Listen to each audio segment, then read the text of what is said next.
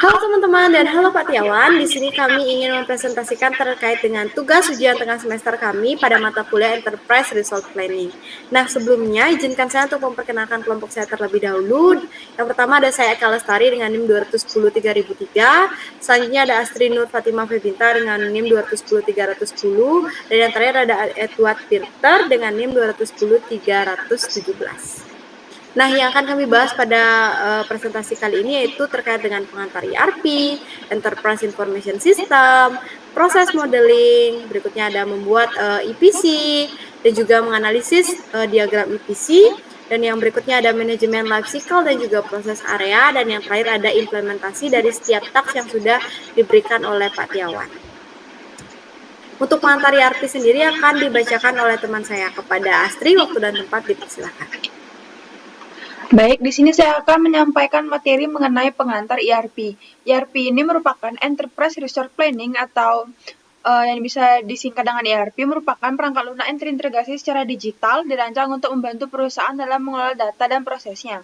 Nah, berikut adalah dasar-dasar dari ERP. Yang pertama ada terintegrasi secara digital, efisiensi dan produktivitas, pelacakan proses bisnis, analisis data yang lebih cermat, penerapan secara gradual, keamanan data yang tinggi, dan pengurangan biaya operasional.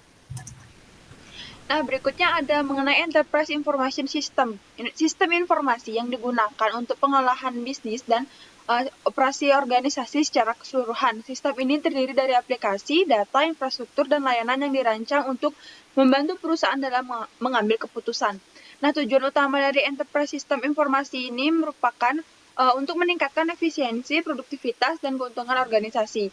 Yang di sebelahnya ini ada metode pengembangan sistem ERP, yang dimana yang pertama itu ada membangun sendiri, yang kedua membangun sendiri dengan tambahan dari vendor, yang ketiga ada best of breed, selanjutnya ada modifikasi sistem dari vendor, memilih modul-modul tertentu dari sistem vendor, menerapkan sistem vendor dengan lengkap, dan yang terakhir itu menyerahkan implementasi pada perusahaan penyedia jasa. Nah, selanjutnya ada proses modeling. Proses modeling merupakan tahap awal dalam implementasi sistem Enterprise Resource Planning atau ERP. Nah, ini merupakan proses untuk mengidentifikasi proses bisnis yang ada dalam organisasi dan menggambarkannya secara visual dalam bentuk diagram proses bisnis.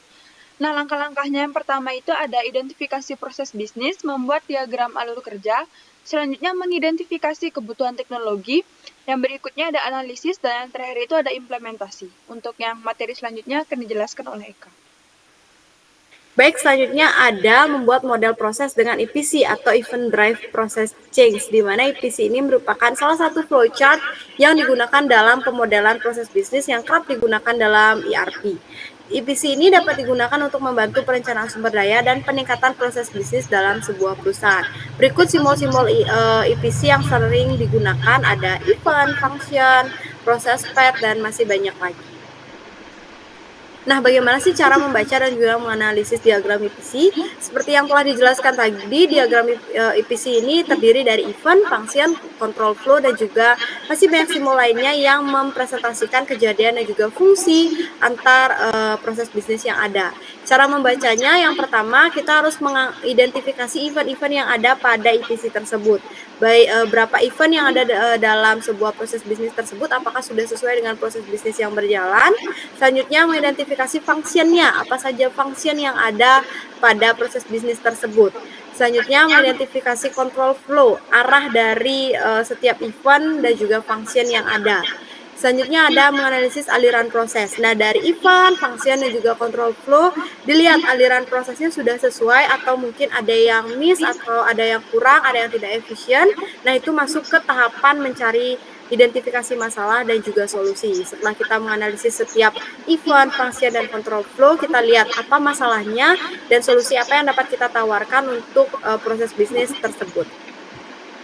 Selanjutnya ada manajemen life cycle atau proses area, di mana ini adalah suatu konsep yang digunakan dalam manajemen proyek, di mana ini adalah serangkaian tahapan atau fase yang digunakan untuk membuat proyek dari awal hingga akhir. di mana fase ini terdiri dari initiation, jadi kita menginisiasi apa yang akan kita buat.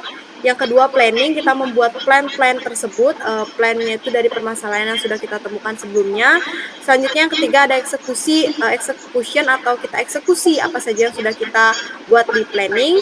Dan setelah kita melakukan eksekusi, kita beralih ke tahap berikutnya yaitu monitoring dan juga controlling. Di mana jika ada yang kurang nanti akan dilakukan perbaikan dan segala macamnya untuk memperbaiki kekurangan tersebut di monitoring dan controlling. Setelah semua sudah termonitoring dan tercontrolling, akan masuk ke fase closure di mana kita akan mengimplementasikan pada perusahaan tersebut. Nah, berikutnya ada implementasi dan juga setiap task yang sudah kami kerjakan pada pertemuan-pertemuan sebelumnya. Kepada implementasi akan dijelaskan oleh teman saya Edo. Edo, waktu dan tempat dipersilakan. Baik, di sini saya akan menjelaskan tentang implementasi dari materi-materi yang dipaparkan, di mana kami mengimplementasikannya terhadap tes-tes yang telah diberikan. Untuk tes pertama bisa dilihat ini ada 3 pertanyaan. Berikut hasilnya, di mana kami memilih metode gap analysis untuk mengetahui gap yang terjadi antara penyebaran informasi yang awalnya mulut ke mulut ke penyebaran informasi yang melalui media sosial. Berikut juga tampilan dari registrasi Odoo, yaitu platform yang kami gunakan. Selanjutnya, berikut hasil dari desain kami menggunakan aplikasi Odoo. Selanjutnya, untuk tes kedua, berikut ada 2 pertanyaan dan hasil dari tes kedua itu yang ada workflow mengenai proses pengaduan masyarakat, di mana dimulai dengan proses pengaduan masyarakat yang ingin melakukan proses pengaduan. Masyarakat akan mulai dengan membuka website Desa Kramas, lalu masyarakat memilih menu pengaduan, lalu masyarakat akan mengisi seperti identitas diri, lalu ada pengaduannya dan dokumentasi dari pengaduan. Setelah pengaduan diinput, pengaduan akan diterima oleh staf desa dan akan direview. Berdasarkan hasil review, pengaduan akan diterima atau ditolak. Selanjutnya, berikut tampilan dari website pengaduan kami. Selanjutnya, task ketiga, kami diminta membuat EPC dari studi kasus kami. Berikut tampilan EPC dari studi kasus kami. Selanjutnya, tes keempat, kami membuat EPC mengenai lingkup pariwisata. Selanjutnya,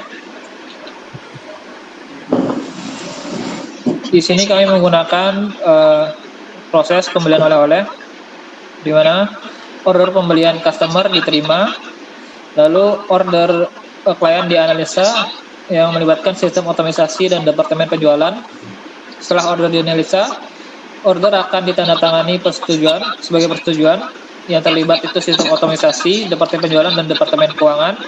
Setelah persetujuan ditandatangani, order akan dikirim. Yang terlibat itu adalah sistem otomatisasi, peralatan, departemen keuangan, departemen penjualan, departemen perencanaan, departemen produksi, dan pabrik. Setelah produk dikirim, pesanan akan diselesaikan, yaitu terlibat ada departemen produksi, departemen keuangan, departemen akuntansi, dan gudang. Selanjutnya pesanan selesai. Baik, untuk selanjutnya saya kembalikan ke moderator.